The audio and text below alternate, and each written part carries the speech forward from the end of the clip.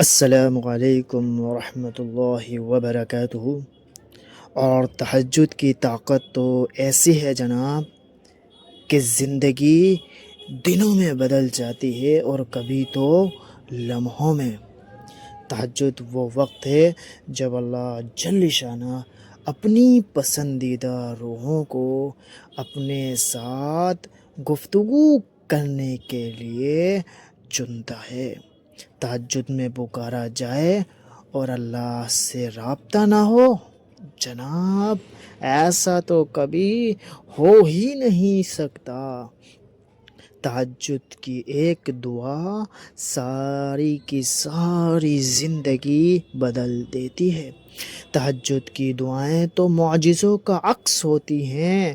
فرش پر ہاتھ اٹھاؤ گے، عرش پہ اللہ کو پاؤ گے۔ تہجد کی دعاؤں تو معجزوں کا عکس ہوتی ہیں، معجزے دعاؤں سے ہیں، اور تہجد کی دعائیں سب سے لاڈلی ہوتی ہیں۔ لوگوں نے کچھ دیا تو سنایا بھی بہت کچھ، اے اللہ ایک تیرا ہی در ہے جہاں کبھی طعنہ نہیں ملتا ہے۔ میرے رب تجھ سے مانگ کر میں کبھی محروم نہیں ہوئی، ہمیشہ تو نے جو مانگا وہ دیا۔ پتہ نہیں کیسے پرکھتا ہے میرا خدا، امتحان بھی مشکل لیتا ہے اور پھر ہارنے بھی نہیں دیتا ہے۔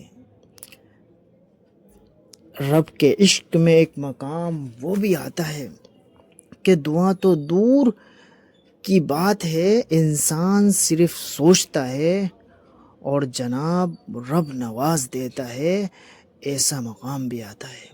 ہمارے معاملات ہمارے ہاتھ میں نہیں ہوتے، مگر اطمینان رکھیں، سکون رکھیں، جس کے ہاتھ میں ہوتے ہیں وہ بڑا غفور رحیم ہے، کریم ہے جناب۔ کائنات میں کوئی اتنی شدت سے کسی کا انتظار نہیں کرتا جتنا اللہ تعالیٰ اپنے بندے کی توبہ کا انتظار کرتا ہے۔ میرے لیے اللہ کافی ہے، حسبنا اللہ ونعم الوکیل، نعم المولا ونعم النصیر۔ ہمیشہ الحمدللہ کہیں اور یاد رکھیں آپ کی زندگی ہزاروں لوگوں سے بہتر ہے۔ اللہ تعالیٰ کے راستے پر خوش قسمتی سے چل پڑے ہو تو تیز بھاگو۔ تیز بھاگنا اگر کسی وجہ سے مشکل ہے تو آہستہ بھاگ لو۔ تھک گئے ہو تو چل لو، یہ بھی نہیں کر سکتے ہو تو گھسٹ لو، مگر جناب واپسی کا کبھی نہ سوچنا۔